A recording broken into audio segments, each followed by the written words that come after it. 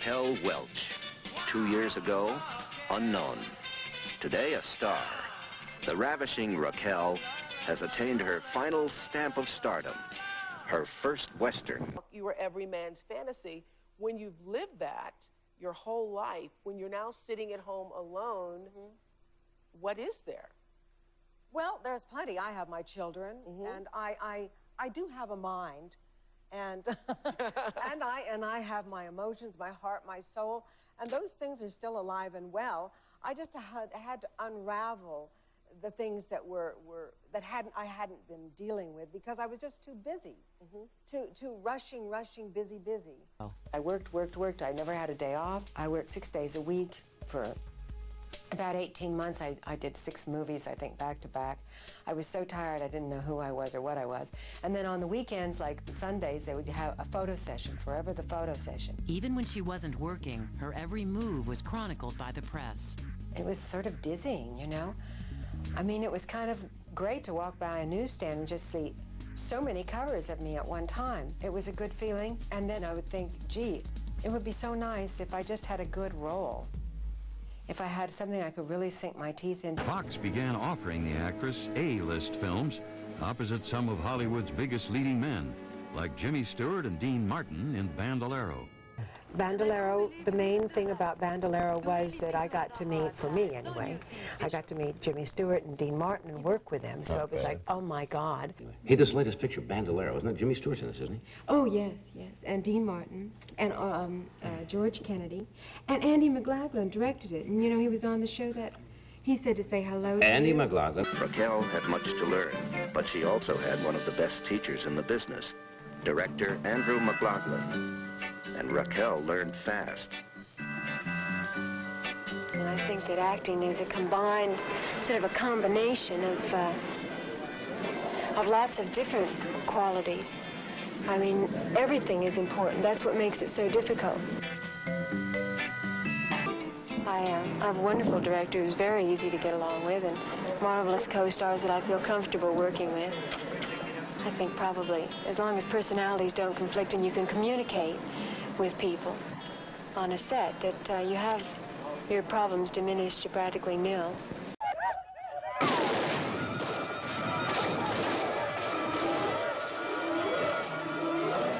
You've never seen these two great stars together before. Teaming with tempestuous Raquel Welch, it will be years before you see anything so exciting again. Bandolero means action. Bandolero means big star adventure exploding across the big screen.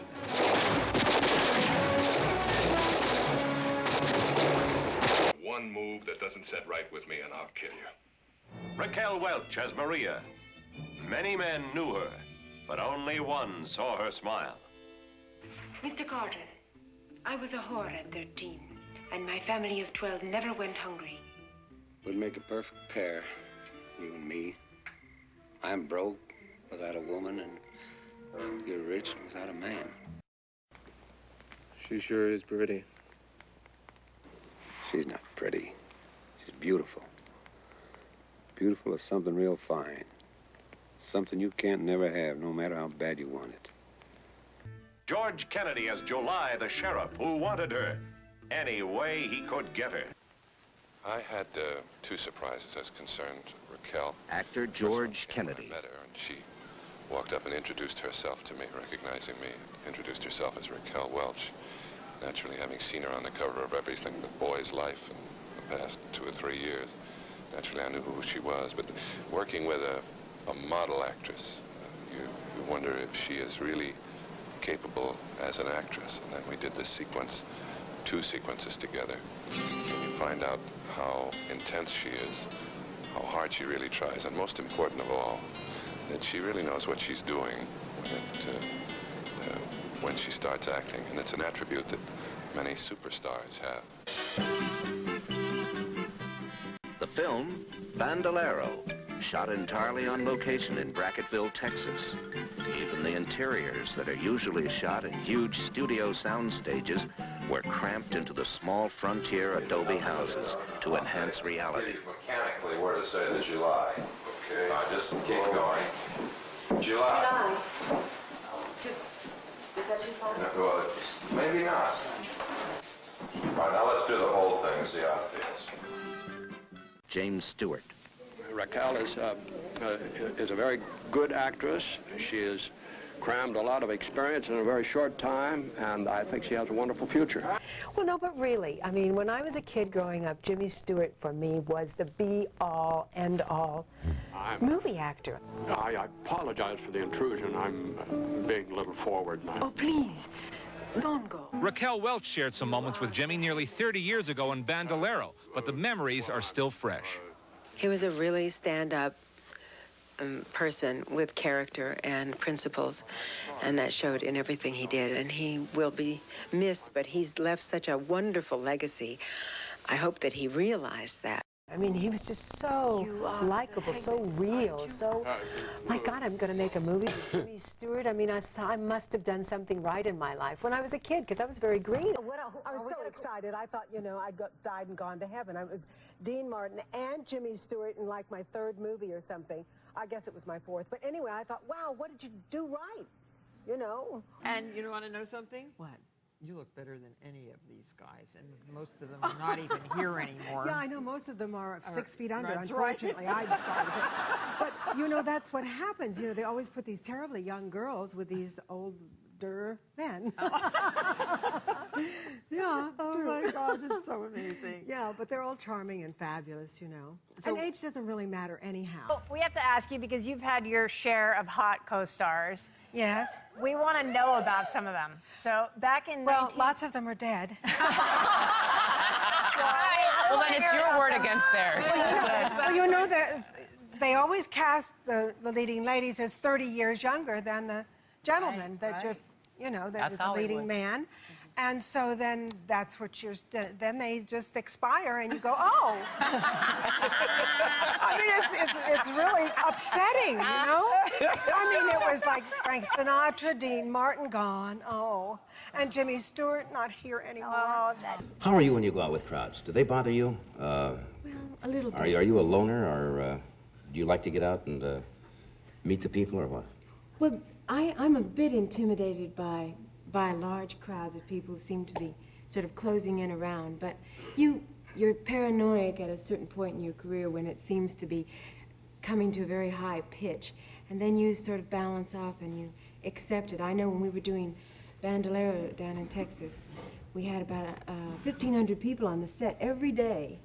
And I got very sort of removed, and I'd stay in my trailer.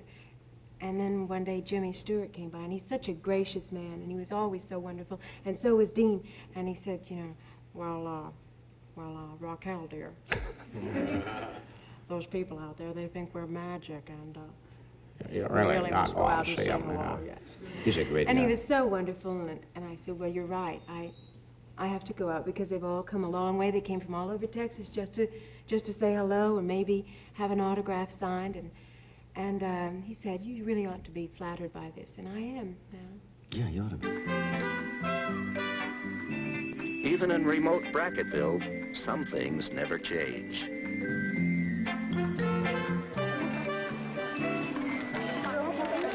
soon as you get your autograph, girl, move back over around on your side, please.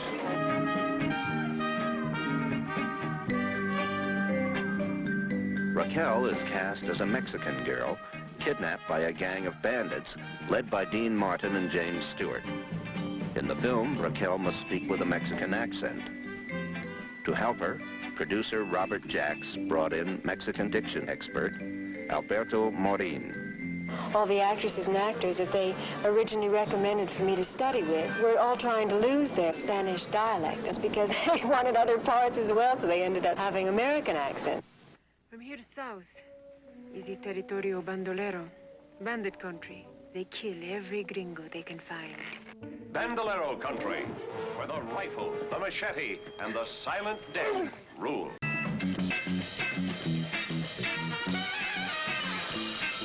Where it is better for a beautiful woman to be dead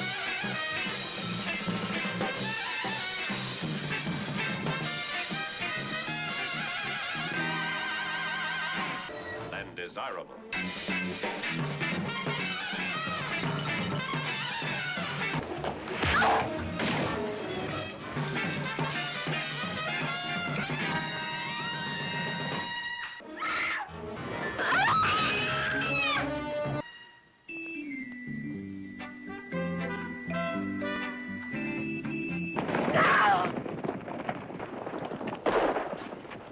¡Maldita su madre!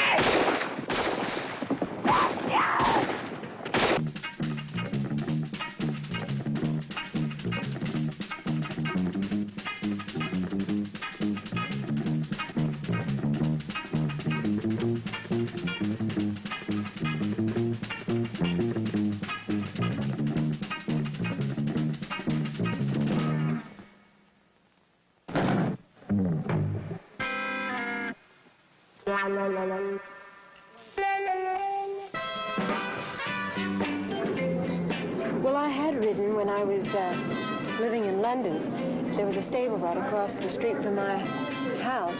Lived on a mule. But I learned how to ride English saddle. And then I hadn't ridden some time before I knew I was going to do this picture, and I had to do some brushing up and also learn how to trot without posting. It's a lot harder, I think, to keep your bottom in the saddle.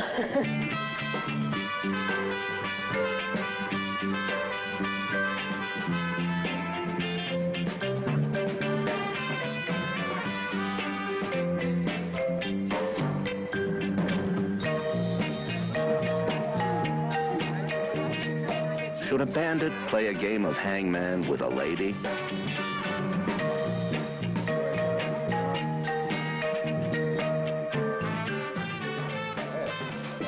Okay, there it is. Right next down Put an F down there so we don't say anything. Are you going to play it? Because if you give us a wrong, we'll get hungry. Dean Martin. Tell me about Dean Martin. I loved Dean. Oh, Dean was so great. He was really a lovely, lovely guy, and I mean, actually, he still is. Hey, let's say, yeah, he's You know, Yeah. and I. Bandolero. And I did this thing, and I had to play some. I've forgotten, it was Senora Stoner or something, and I had this terrible line I had to say to him in this scene. As a matter of fact, I think it was something like, "How can a man become an animal like you?" How does a man become an animal like you? It just has to put in a lot of hard work. That's all. Right. A little spit for that. How can a man become an animal like you?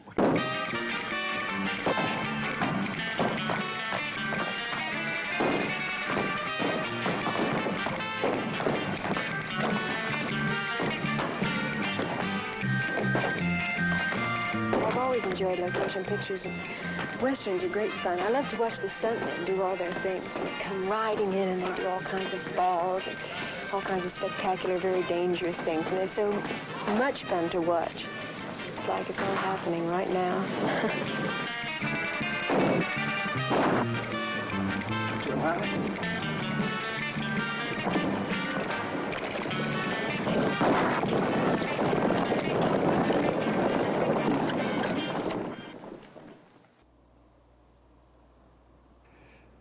I'm here, Dee.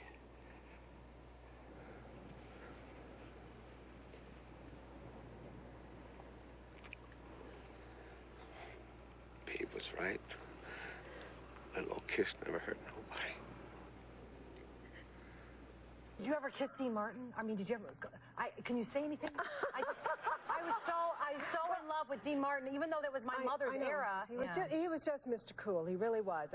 And you kind of went to him because he never really came on strong. There's something about this sort of quiet, self-contained, laid-back thing that attracts everybody like flies, especially the women. It's just sort of like, you know, let me get next to that. You know, it was like, what? I guess I'm still to the point where I'm very critical of everything that I do, and I've never really felt completely satisfied with anything that I've seen. I know when it's good, and I'm quite happy that it says what it's supposed to say, but I've never come to the point where I feel totally satisfied that this was just a living end and it couldn't be better in any way. Maybe that's good. I don't know. Raquel, don't worry about Raquel. She gets along fine.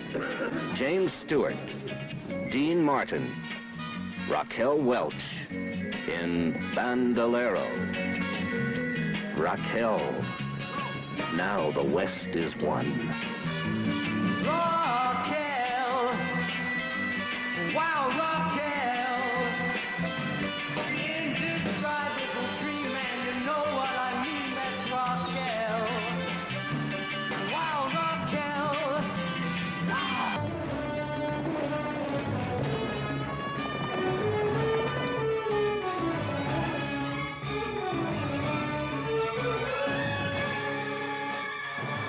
Somebody says you're heading for London. Are you going right into another picture already? Yes, I'm going to do a film called 100 Rifles in Spain with Jim Brown. And I'm looking forward to working with him. Yeah. He's quite a fantastic man. Yes, he is. In 1969, Raquel was cast as a fiery guerrilla leader in 100 Rifles, co-starring Burt Reynolds and former football great Jim Brown. This picture has a message. Watch out!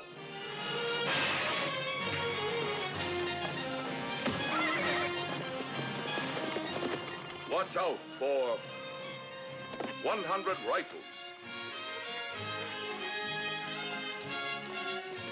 Watch out for Jim Brown. What is your name? I'm Linedecker, policeman. Watch out for Raquel Welch. I am your woman for as long as you want to be.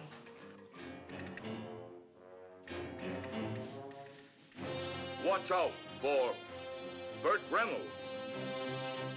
Starring charismatic He-Man Burt Reynolds, Hollywood bombshell Raquel Welch, and American football star Jim Brown. On release, 100 Rifles was met with controversy as it broke new ground due to the interracial romance between Jim Brown and Raquel Welch.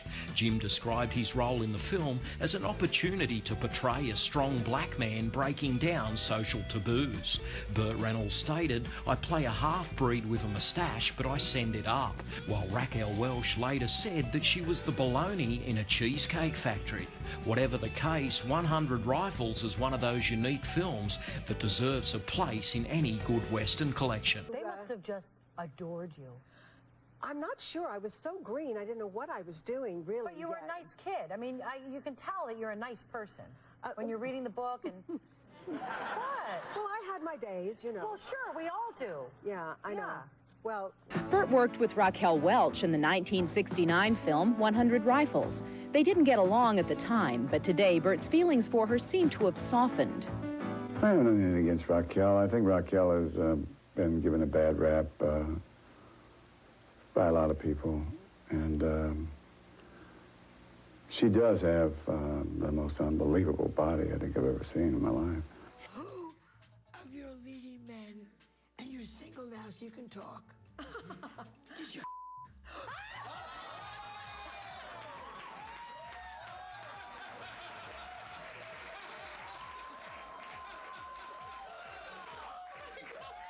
oh my gosh. You were so amazing. They were so handsome. You're on sets together. Yes. Romance is But sometimes, you know, the wife is right there also. Was there anyone the wife wasn't there? Yes, Burt Reynolds. But Burt Reynolds. What was he like, and how could you not fall in love with him? Burt Reynolds? Well, he was actually taken. He had his girlfriend there, but I didn't know that in the beginning. Before we get into the story, okay. Yes, we are. Go on. No, it was just that I signed on to do this movie with Jim Brown and Burt Reynolds, and I knew who Jim Brown was, but I wasn't too sure about Burt because I never seen Dan August. So I'm in this Madrid airport waiting in this private, very small plane to take me to the coast of Spain, out in the southern coast of Spain, coast of de Sal. And there's somebody that's going to get into the plane with me, but I don't know who. So in the distance, I see this guy with a duffel bag. He's walking across the tarmac, and I'm going, who's that? And then I realize, like, he's very macho. He's walking, you know, I mean, it's like very, Yeah. And I'm thinking, well, that's not bad. And then he gets closer, and he's wearing tight jeans and the whole thing, and I just think, oh my God, he is hot.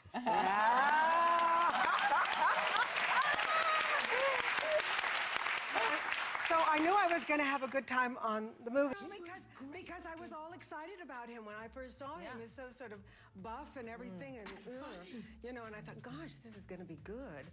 And then his girlfriend arrived. And then his girlfriend arrived. And the party was over. And I was like, oh, really? So, I don't know, I have not been around the block as often as you might think. Jim Brown and Raquel Welch, two of the hottest stars today. Jim Brown, and you look at this film right now, we're seeing 100 Rifles, where you had this torrid love scene with Raquel Welch, who at that time was the reigning sex goddess in America. To just make the best of the opportunities that came my way, and most of them haven't been that illustrious. The only word that I have in my vocabulary that helps control it a little bit is no. But occasionally you have to say yes to something and make the best of it. Raquel did not shy away from controversial subject matter. She had no objections to the interracial love scenes with Brown. 100 Rifles, which changed film because, I mean, there were black men who got in trouble for kissing women on the cheek during variety shows. So when Jim Brown made love in a movie to Raquel Welch, it kind of shook it up a little bit. Just a little bit. Yeah, you remember that? Do I remember that? Do I remember that? She was voted the sexiest woman in the world. Yeah. At the time, and here I came along. Yeah. Now, okay. My shirt was off. Yeah, yeah. Oh man, I had big muscles then. Yes. Yes. I still Photoshop your body on my head sometimes. Well, just to get a woman's attention. But wow, do you remember seeing the script and thinking what this would mean? Yeah, you know what I thought about? I had to be very careful not to appear that I was hitting on her, because at the time, it was the first time that a black man was with a white woman in a major role. And so I knew that the world was going to be watching to see my actions. So I was just very careful to give her all the respect in the world. And we became pretty good friends, and I got to know her kids and all of that, so it worked out real well. Hey, how did black people react to it? Oh, well. like black women, because... Well, you know, that's always going to be a problem until everything is right. Yeah. Things are not quite right yet. Yeah. And you know how black women are going to react. Before Jim Brown makes 100 Rifles, mainstream audiences see a black man that they can accept. I mean, Guess Who's Coming to Dinner in a way might best be called Fear of a Black Penis, because the movie very much does not want to deal with that. But now, an African-American male can be sexual, and he also can be sexual with a white woman. With Raquel Welch, he permeated the myth of, can this happen on the screen, and can it be fire happening there? And I think Jim proved that.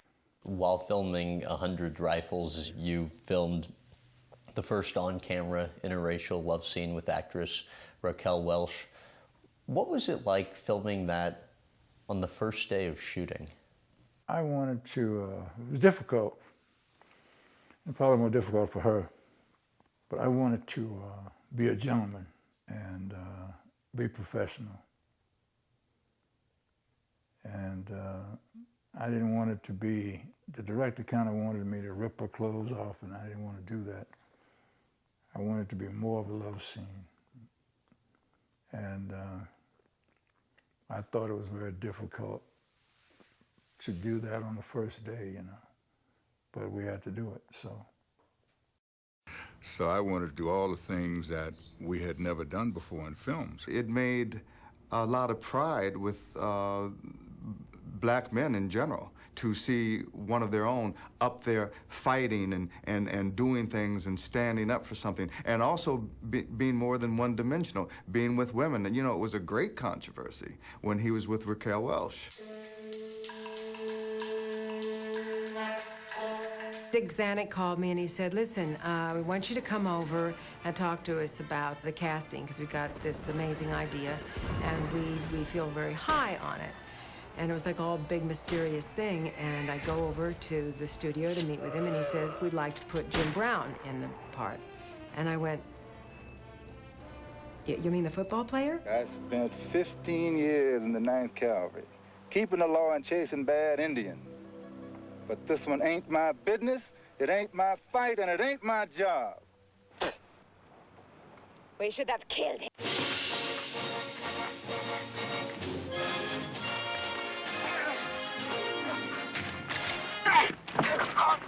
Don't shoot him! And let him kill you? The rifles, they're more important. I don't want to drag his big ass all over Mexico. She was a major star at that time. She was the sexiest woman in America.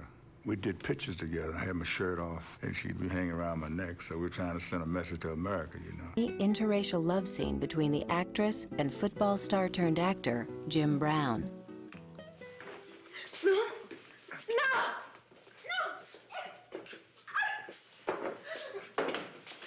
No! No! Please, not like this! Not with you. First time this big black dude is hanging with this very beautiful white lady that's the darling of America from the standpoint of sensuality and sexuality.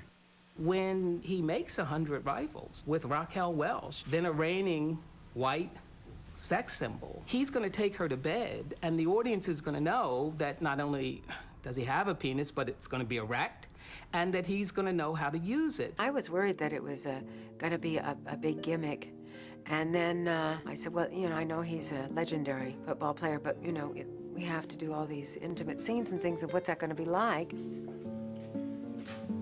The love scene. Well, I don't know if everybody remembers this as well as I do, because there was one thing that I was really not expecting, and that is that the first day of shooting, they scheduled that love scene. And the truth of the matter is that every first day of a filming, you haven't got your legs yet. You don't know who you are. You haven't got a trust factor going. The juices aren't flowing, and you're not totally spontaneous and relaxed. The tension between them became so volcanic because of the pressure that was being put on them to be, well, these two animals, you know. This panther and this tiger, analogies that you can use of two sexual animals that are going to be on screen. I always figured Raquel wanted the camera, you know. Some people want their face in the camera, so I got my head on the other side and gave her all the camera. But I didn't really know what to do, so I think I stuck my tongue in her ear. This whole thing that's happening over here where I'm getting, you know, sort of a squeegee on the side of my face, and I thought, what is this crap? Nobody does this. It's a real actor. I mean, it's a guy thing, basically. It's a very guy thing. I mean, here he is. He's this gladiator, and he's in the arena, and he is acting out all these male fantasies of physical prowess. And I'm thinking, you know, this is his idea and how he has to win in this arena, too. Please, not like this. The director really had the wrong concept of the love scene because he just wanted me to be this big black guy that was sex-starved and needed a woman. And then at this particular time, I was just supposed to grab her and rip her blouse off and throw her down and make love to her. But my character wasn't being played that way, you know. My character was smooth. I was dropping the smoothness on her, you know. So I had to kind of compromise with him. Jim is not the ideal candidate for an actor, in my opinion, because a long time ago somebody said to me that an actress is a little bit more than a woman, and an actor is a little bit less than a man. See, because you need that little bit of femininity in there, even if you're a he-man type. And Jim, really, as far as I can see, has not got an ounce of femininity in him. Now, Raquel, I don't necessarily agree with that theory, but I respect it.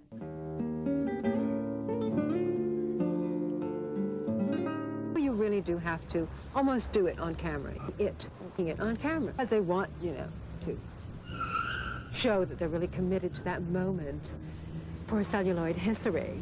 But when she was asked to play a nude shower scene, the actress adamantly refused. People would tell me it's art, and then it's, you know, this and that and the other thing, and you're an actress. But it annoyed me because I think they cared less about the script, less about the development of the characters, and all of the things that were about the movie. And if they could just get Rocky to be nude, they felt like they could sell something. Now, What about you? For you, was there ever a time where people would consider you difficult just because you were standing up for yourself and they didn't expect you to? Oh, yes. Yeah, quite a lot. Yeah, it happens to women a lot. It does, but sometimes we deserve it. I have been known to talk like a truck driver on occasion. You know? You mean when you tell people where to get off? But do you think? You know, it's interesting because I've been in this business for a long time, and one thing I've noticed that even when I produce my own stuff or whatever, when I look back at the history of television, even in films, but mostly in television, most women had a man next to them. You know, Lucille Ball's husband, That's Desian right. Rez, Carol Burnett had That her is husband. right. I mean, the totally list goes right. on and on. Diane That's English, right. Linda Bloodworth That is Thomason, right. Fran Drescher, Roseanne. And everybody had their husbands working on the show. And it's very, very helpful and very kind of, it makes a buffer for you. You don't have to stand up for yourself. But unfortunately, when I came along in the industry, you know, all the kind of, it wasn't particularly me, it wasn't aimed at me, but that all the standards that we had before about men and women on camera and what we could show about the interpersonal, romantic, sexual relationships was more inferred, and we were happy with that. But along comes the 60s, and all that was just right out the window. Right. So every possible time they could dream up any excuse to get my clothes off and have me nude, oh, yeah. Really. You know, I think that sometimes Oh, do you think about things like that? Well, of course, if you're a mother, you're thinking, this is the legacy my children are going to have. And especially when they're little, they go to school, and, you know, it's already enough that their mother is a sex symbol. Never, ever imagined that that was what being an actress was all about. I really felt like it was a kind of sellout. And also, I thought, gosh, you know, I have 2 kids. I had 2 small children when I started out, when I was that poster girl. I always felt that my children gave me a kind of protective attitude toward myself. I don't think that women see children as a support of themselves, which they are. They give you a sense of yourself and a kind of respect for yourself and a kind of dignity, in a sense, about how you go about things, because you are their mother. I don't think, you know, when I said I was looking for my place, I felt like the reason I didn't know my place and where I should be in the business is because I didn't know myself well enough, you know. I was a single mother of a couple of kids when I first came to Hollywood, and then I found myself being a sex symbol, which just didn't compute at all. And there's a little schizophrenia going on there. You know, I'm this to the public, and I'm here, something else up here, and then I'm a mother. And you know, it's interesting to me is that you were so for such a long time the only real sex symbol that people have said is Raquel Welch, and in all that time you never did a nude scene. Is that right in the movie? That's right. Well, I felt this way about it, okay? First of all, it doesn't make me comfortable, number one. Numero uno, I don't really like that kind of thing. It's not, you know, that's not what I dreamt of doing when I became an actress. Also, it's also you're getting nude, and there are 40 technicians standing around. It's not just with their that. pants, you know. It's not just that. It's already what? Their pants doing what? What was I thinking? I'm so sorry to everybody at home. But you know what I'm saying? Guys with big headsets on and scratching themselves and eating a big sandwich, and you're supposed to be naked and feel sexy? Well, you know, I won't do it. I won't have it. You could do. I wouldn't if I were you, no.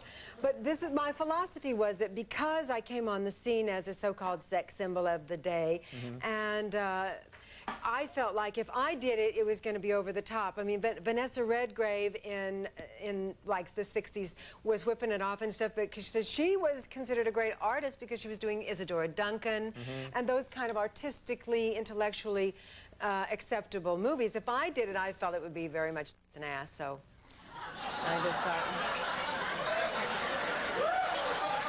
You can say that, right? You can say that. Yeah, say it. You can say that. But, yeah. Well, this is late night, isn't it? Very, very late night. Well, some people say TNA, you know.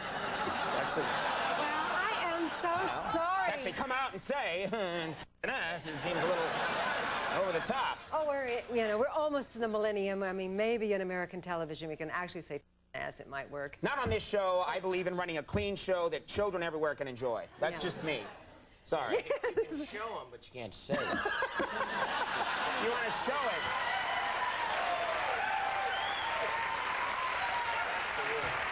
Truer words were never spoken. And I just did not know who I really was. And now I just feel like since I hit 40, it's just really a much, last week, I just felt like I finally came into my own, and I felt comfortable in my own skin. I wanted, other women to know that I wasn't fantasy. I was a reality, real person with a real life that had nothing whatsoever to do with this, sex symbol person. And now you're going to be in the shower, so you'll take off your shirt. And I'll say, maybe not. And they say, well, how else will the train of soldiers stop, because they see you without your shirt on. I say, if they don't want to stop when I do have my shirt on, then I'm not going to, I don't care.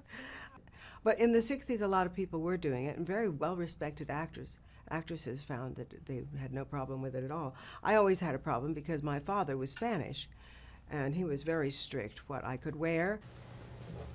To tell you the truth, when I came along in this business and I was thinking about being an actress, I had no idea that things would get so graphic and so nudie, orientated, and I knew you had to have, the physical appeal of a woman was always an important thing in movies. But boy, in the 60s, there was no hold bars. I mean, to hold bars, you had to, everybody wanted you to get naked. And they didn't always write it in the script. It was to come as a surprise, while you're in production. Listen, we really think that in this scene, we need, like nude, no clothes, because don't you think that the character in this, that, and you'd go, whoa. Sergei.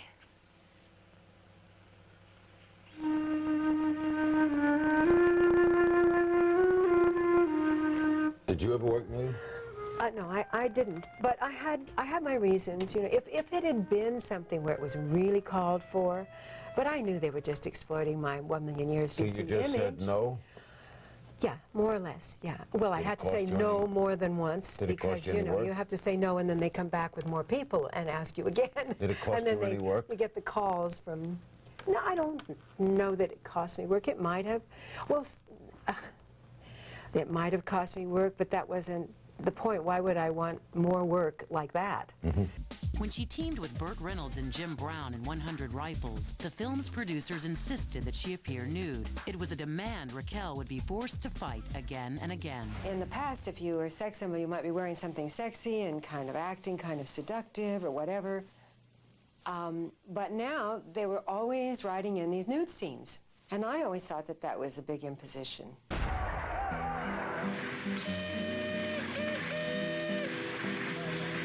In the Western 100 Rifles, Raquel also broke new sexual ground in Hollywood. She has a morality about herself, I think, about life as well. She had this natural, sexy quality about her, and she used that. She used it in a good way. She didn't use it in a raunchy way. Here I am, I have a family and a couple of kids. What kind of legacy is that to leave behind? To settle the issue in 100 Rifles, Raquel wore a shirt that would allow the audience's imagination to do the rest. Mystery is the great, great tantalizer. Not what you see, but what you can't see. It's the mystery of a woman that makes her really interesting. And she guarded that. She guarded every aspect of that. It came time to shoot the scene in which her character had to distract a trainload of soldiers. Raquel showered in an oversized shirt. I would have been distracted if I was a soldier. It was very, very sexy, and she didn't take anything off.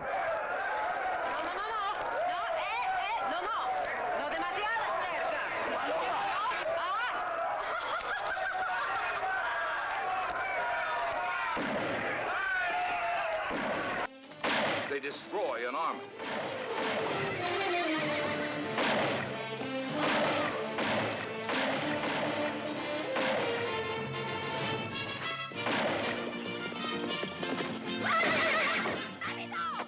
They sabotage a train.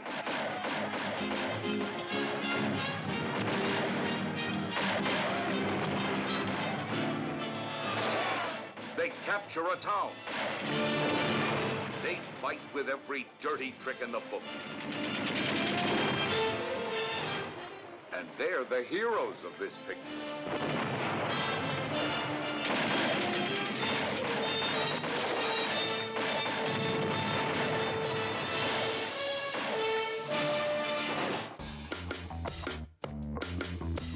She is a Hollywood goddess beyond compare.